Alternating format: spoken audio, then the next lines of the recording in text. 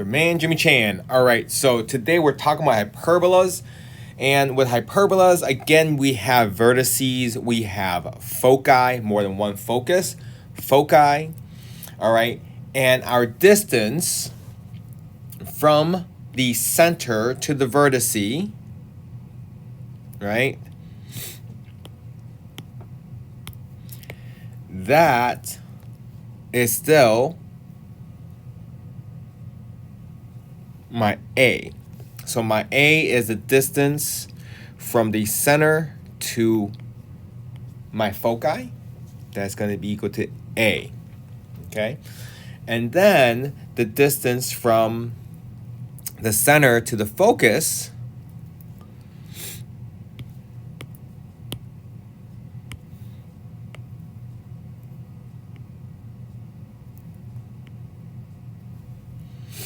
that is going to be my so-called C. So the distance from the center, oopsies, did wrong. This is to my vertices is A. Distance from the center to my foci is C. Okay? And then now your question is, where in the world is B? Right? So the A and C are here. Is the same as the ellipse, right? The distance from the center to the vertices is still A.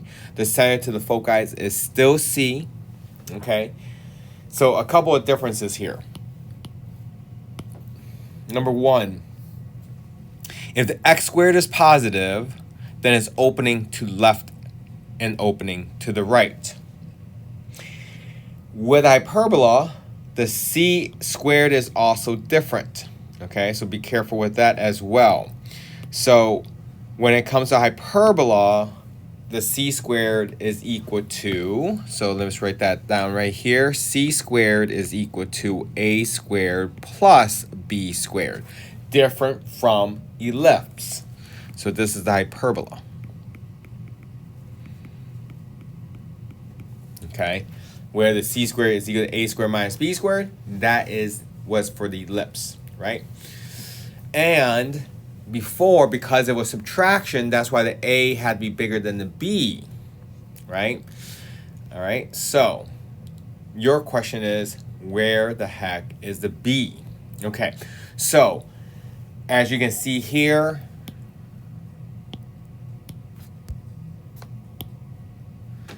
from the center to the foci, center to the vertices, that is A comma 0, so that means that's the distance A. From the center to the foci is C comma 0, so that is distance C away and then up and down none. This is assuming that the center or the center is at 0, 0 here, okay? So you're wondering, where the heck is B? Well, B is actually this point right here on that green dotted box. So this is actually 0 comma B, okay? And this point down here is going to be 0 comma negative B, okay? So let me actually make that B a little better looking. There we go, so that we don't think it's a 6, it's a B, okay? So that's where the B is. Now, why the box? What's the necessity for the box? Well, the box actually gives you a so-called oblique asymptote, okay? Where if you notice a blue line crosses the vertices, but it goes towards something that's limiting them, right? Something that is not letting them go taller, right? It makes it to retreat from it or get closer to this oblique asymptote, okay? So this way, the corner of the boxes is what connects the line so that I know how far out it goes. Now, this slope right here of this line, right, as we know, oblique asymptotes has a diagonal to it, so it's a diagonal line, but in this case, the y-intercept is 0, so it's going to be y equals mx, no b, right, because the y-intercept is at 0.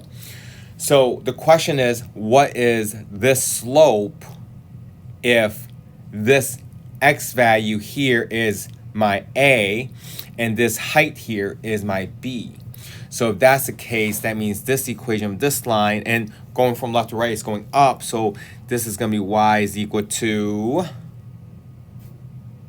rise over run, so B over A x. Right? Because it's rise over run, I rise B, I run A. And then this other line has the same exact slope, but if you go from left to right, it's negative. So this is going to be a y equals to negative b over a x. Okay? So there's the equation of those two oblique asymptotes. So that's the whole purpose of the b, is to be able to draw this box connecting the b and the vertices, which then gives us a connection for our oblique asymptote. All right, so look at the equation. The equation also changed, right? So the equation for the hyperbola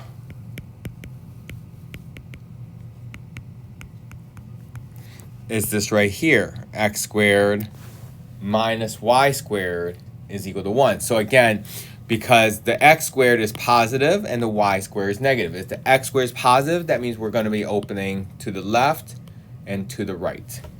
Now, what if the y squared was positive? Well, if the y squared was positive, then we will open up and open down. Okay, just like this right here. Okay, and we notice that my b is still here, right? Oops. My b is still here. My box still exists. I still have a diagonal, oblique asymptote, right? So if you look at this, the equation of this line, my rise is my A, my run is my B. So it's A over B, X, and going from left to right, this is going upward, so it's a positive slope. Going from left to right, this is going downward, so this must be a negative slope, okay? So again, my rise is A, my run is B, so therefore it's negative A over B. So if you notice, the y squared is positive, the x squared is negative. Okay, again, a hyperbola. And don't forget that the c is a little bit different. Okay, so let's take a look. And then, of course, since I don't have a y minus k squared, right, a quantity squared, and I don't have a x quantity squared, I know that this center is at 0, 0. Okay? So that is definitely the dead giveaway when it comes to that.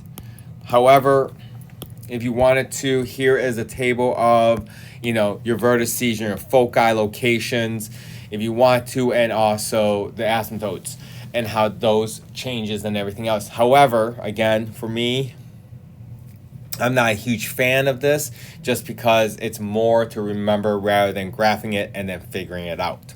All right, so let's jump into an example like this right here. So it says find the center, the transverse axes. Well, let's talk about the transverse axes, right? So remember in the ellipse, you had a transverse axis. Well, you didn't have a transverse axis. You had a major axis and you had a minor, right? And the major axis contained the foci and the vertices, which in this case, we happen to call it the transverse, right? The transverse axes instead of the major axes. So in other words, the so-called transverse axes and the major axes mean pretty much the same thing. So this is transverse, so it contains the foci and the vertices. And of course, there will be an equation to that transverse axes. Now, in a parabola, that would be called the axis of symmetry, okay? All right, so let's go back to this problem here. So let's go ahead and look at this. So this is saying, I see subtraction, so I definitely know this is a hyperbola. Right? I see that the x squared is positive, so if the x squared is positive, that means it's going to open this way and this way, right? Left and right. Awesome. So,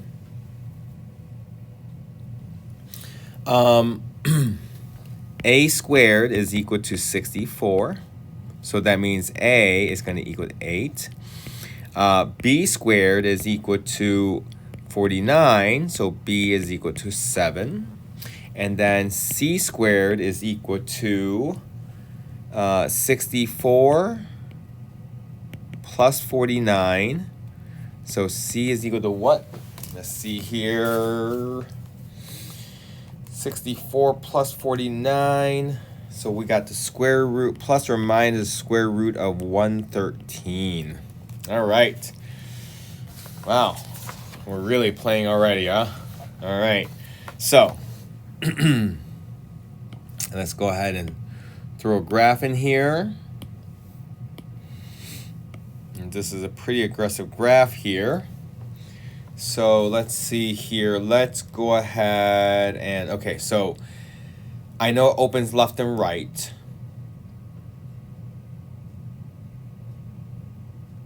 The center is at 0, 0.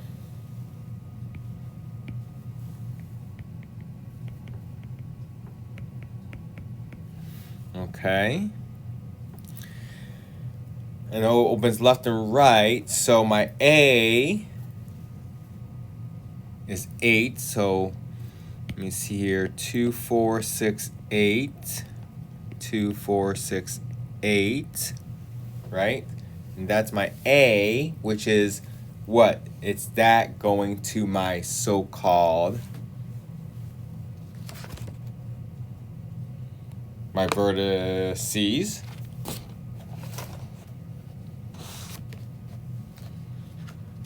Because A is always my vertices.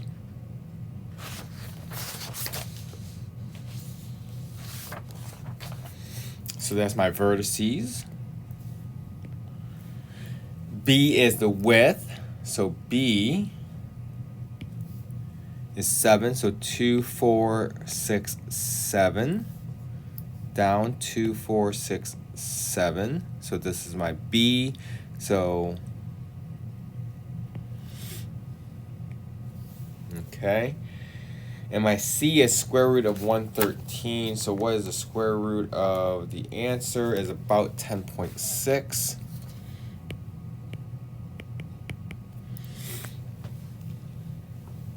So C goes to my foci. So 2, 4, 6, 8, 10. Right there. 8, 10. This is my foci. Right?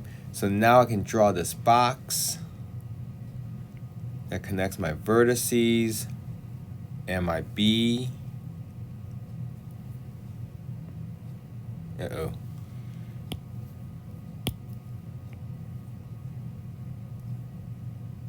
Thinks I was trying to draw a square, so I had to get rid of it.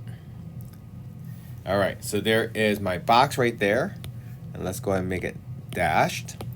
So once I dash it, now I can write my so-called axis of symmetry. I mean, not axis, my oblique asymptotes.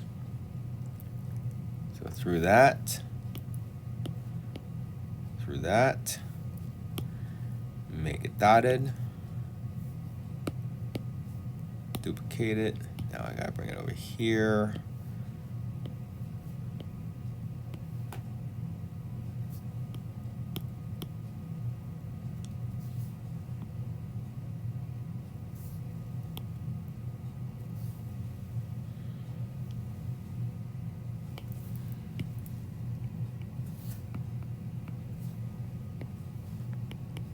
Now, it's not bad for you guys to kind of do this equation of this oblique asymptote right now, right? So as you guys can see, I can see my rise. I can see my run, right? My rise is 2, 4, 6, 7. My run is 2, 4, 6, 8, right? So this is going to be y equals 7/8 x. And since my y-intercept is 0, 0, I'm good with that, right? Because there's the y-intercept is at 0. So that means this line over here will be y equals negative 7/8 x. Okay? All right, so now I gotta look at, I think I'm just left with, let me see, my vertices. Center is done 0, 0. My transverse is going to be my x-axis, right? Because that's where I will have my focus, my vertices, right? So my transverse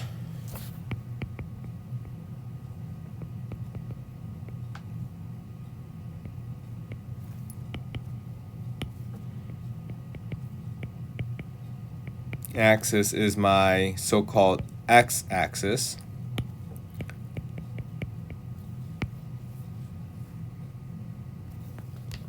I know my center is at 0, 0.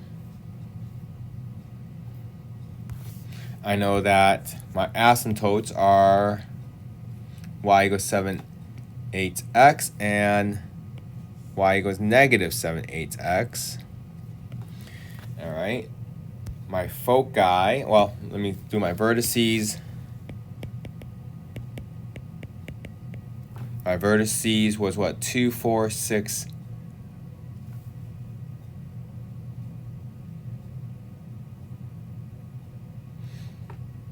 So that's 8. So my vertices was negative 8, 0 and 8, 0.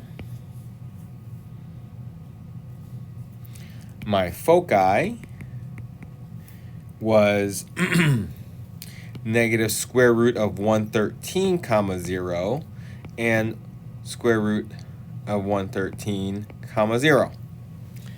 All right, so there's my foci. And then asymptotes equation, now just draw. So here I go. How am I going to draw this thing? This thing looks bad. All right, so let's go ahead and put this over here on this side since I got to graph this thing here. So let me go ahead and do this. Great.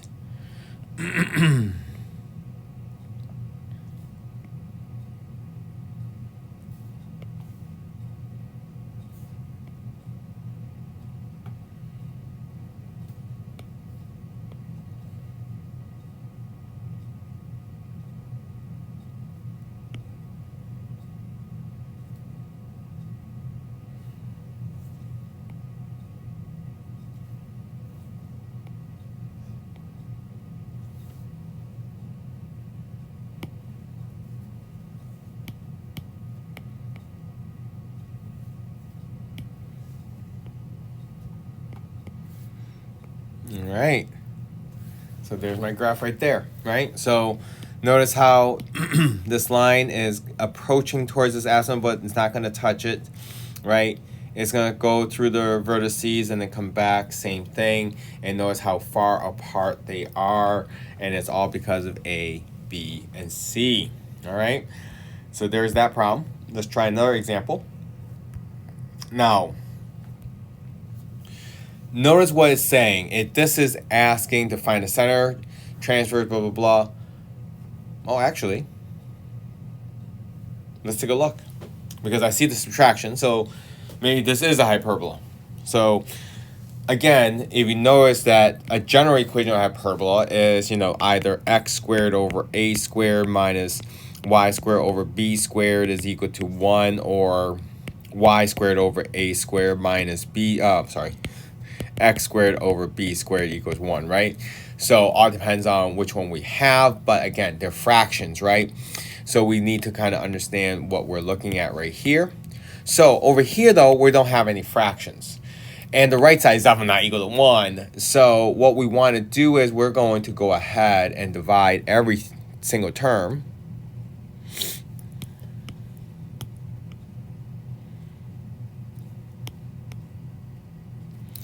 by the 256.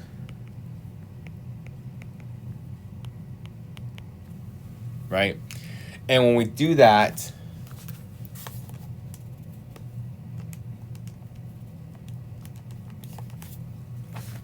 we're going to have x squared over 16 minus y squared over 256 is going to equal to 1. Now we do have this right here. And yes, this is a hyperbola.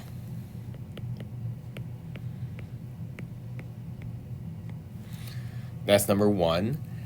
It's a positive x squared, so that means it's going to open left and right. All right, so there we go.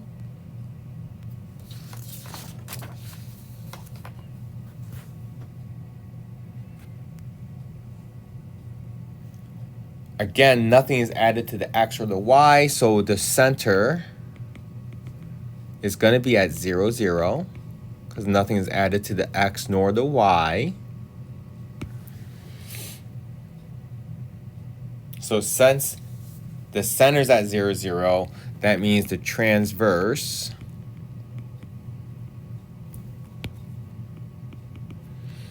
axis is open left and right, so that's going to be my x axis.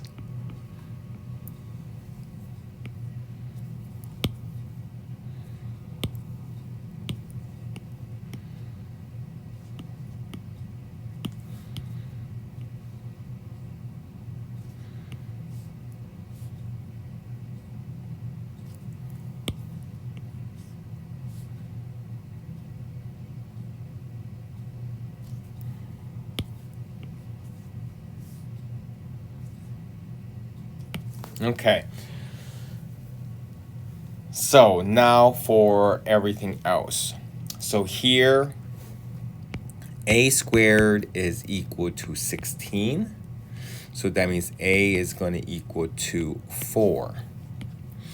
B squared is equal to 256. So b is going to equal to 16. And I know that c squared is equal to 256 minus 16. So c is going to equal to, well, 256 minus 16 is 240. Oh, sorry. This is adding, right? So c squared is equal to a squared plus b squared. Whoa. That's going to give me 2 square root of 272, which is approximately 16.5. So we got some big numbers here. All right, so let's drop this so-called graph paper down here. And let's call every single one. Yeah, let's do...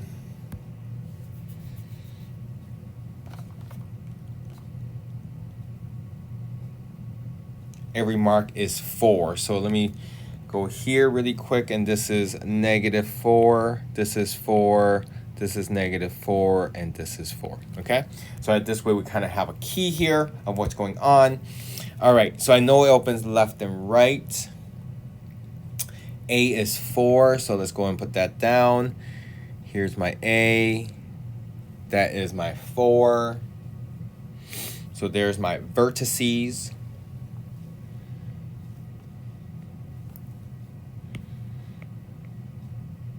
On the inside, my B is 16, so 4. Ooh, did I go too far? 2, 4, 6, 8, 10, 12, 14, 16.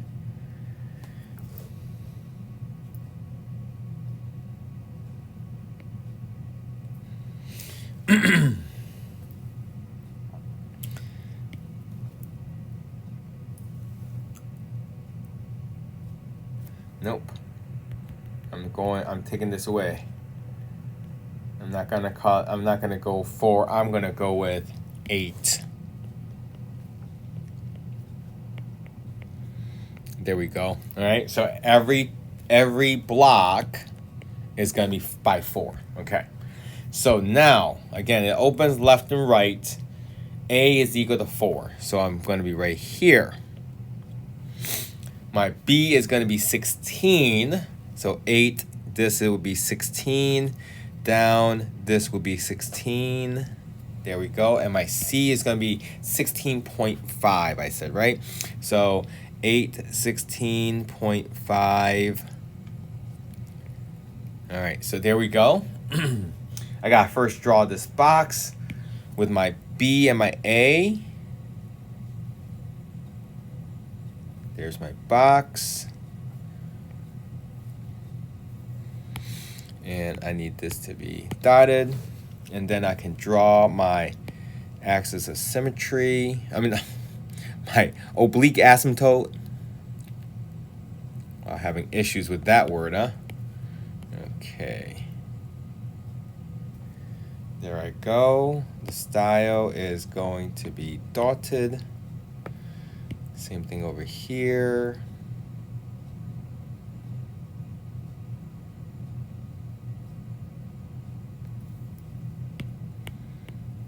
Whoa.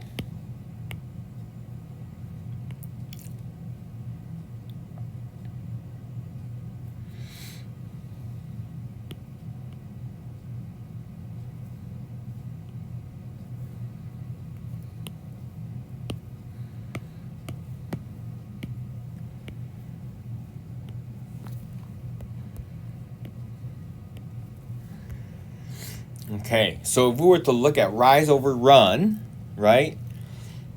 My rise is like 16 and my run is like 4.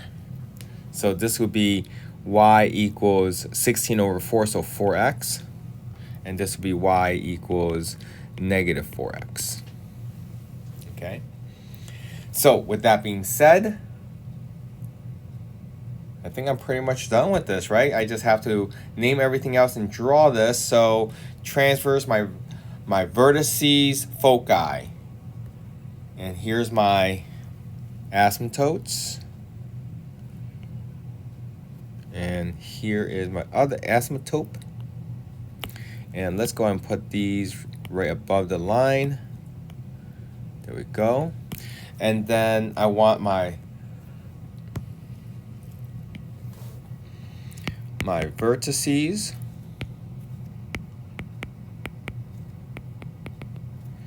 Was at negative 4, 0 and 4, 0. My foci, right, was at negative square root of 272 comma 0 and 272 square root of 272 comma 0. And then I need, that's it, right? Boom. Okay, so now I get to draw. So let's draw this. There we go. I want this out here. I want this out here. And then this all the way right there.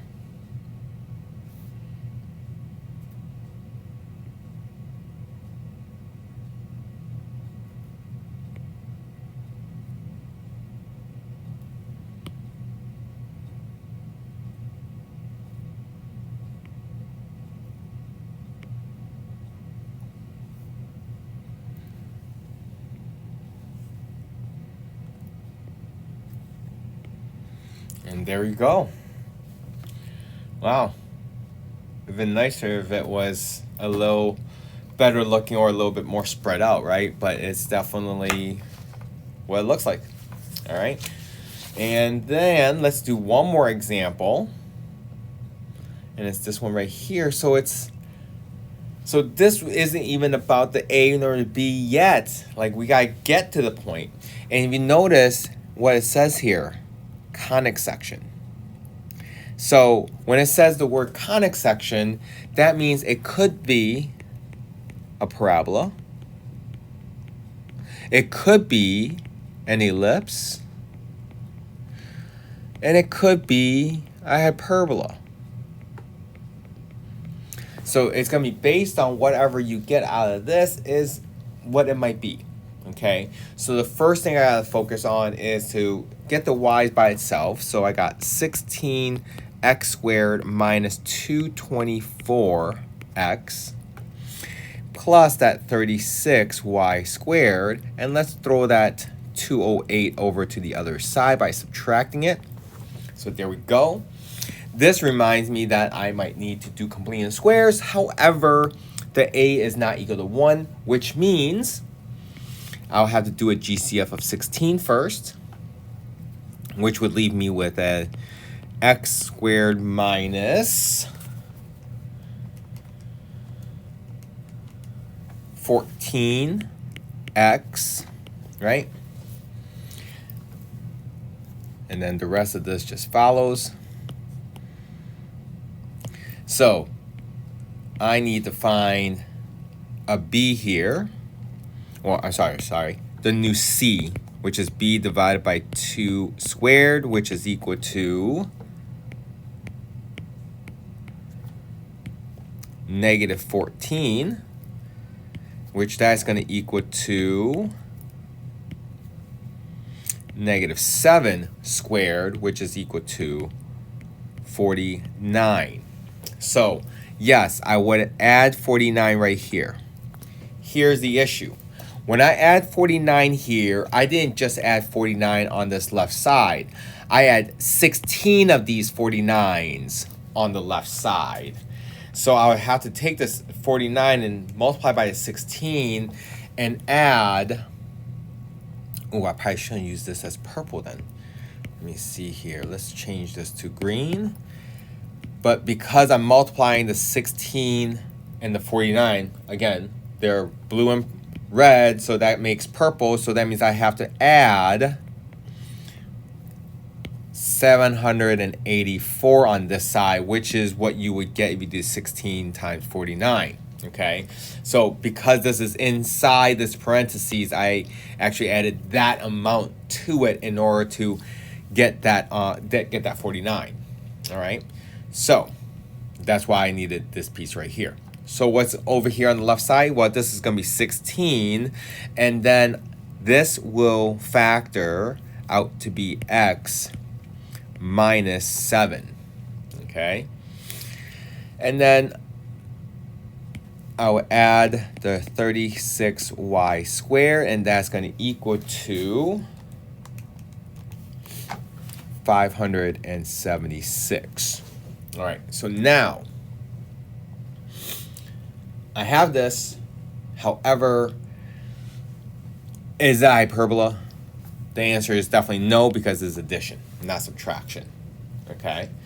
How about for parabola? Like, what kind of equation did I have for a parabola? Was it this type of equation? No, right? It was either x squared is equal to 4ay or y squared is equal to 4ax. So this has an x squared and a y squared, so it's definitely not a parabola. So parabola's out, hyperbola is out because this is a addition. There's no subtraction anywhere to be found. The only difference now is that this side is supposed to equal to 1 if it's a ellipse or a hyperbola, so therefore I need that to be 1. In order to make it 1, I'm going to divide every single term by 576.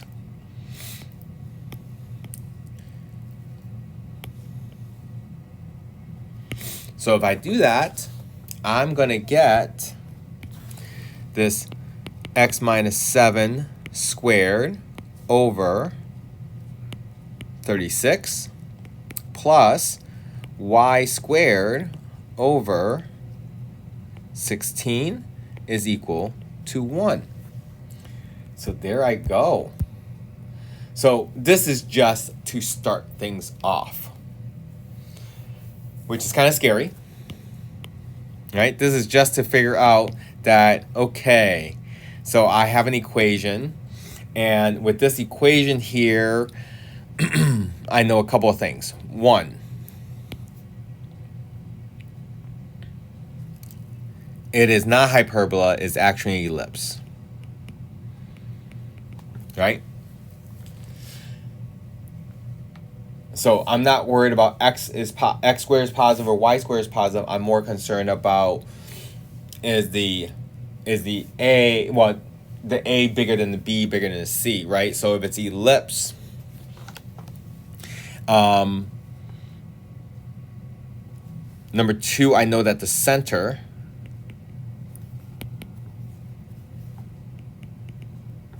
is at 7, 0.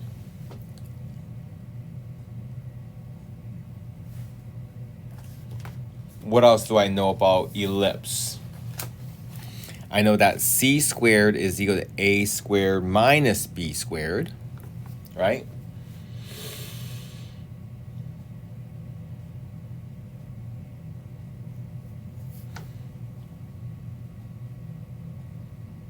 So, and the a squared is always larger than the b squared. I do know that.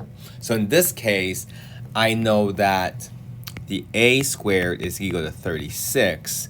So that means a is equal to 6. My b squared is equal to 16, so my b must equal to 4. And then my c squared is equal to 36 minus 16, so c is going to equal to the square root of 20, which is 2 square root of 5. Okay?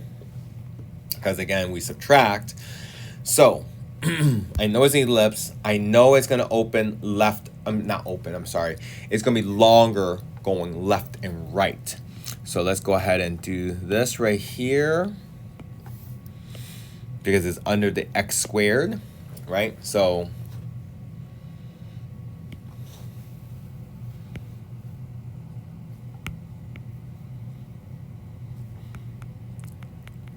under x squared.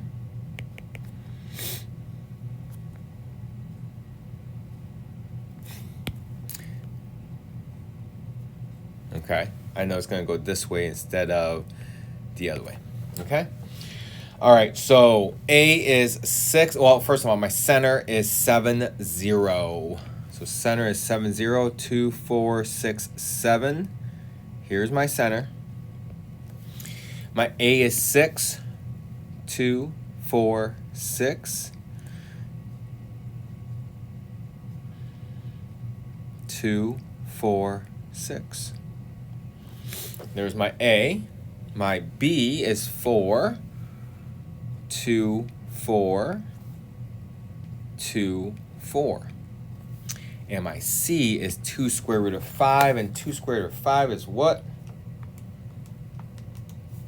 About 4.47, about 4.5-ish. So 2, 4.5-ish, 2, 4.5-ish. Okay. So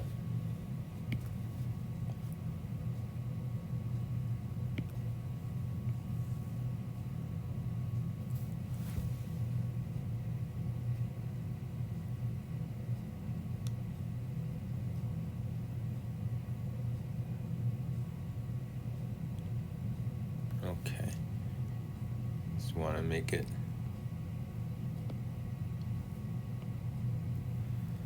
All right, so it looks something like this. So again, I'm going to use this as an example, right? So my center is not 0, 0. So all these points aren't straight, aren't like very obvious, okay? So far all the problems asked us for the foci, the vertices, what else was there? Heck, let's go ahead and give up all these points right here, right? So the center we already know was 7, 0, right? Because we figured it out from the get-go, right? Because this is x minus 7. So therefore the x value must be positive 7. There's nothing that subtracts from the y, so the y must be 0, okay? So again, don't forget that 0, 0 is right here. So this first vertice is going to be 1, 0.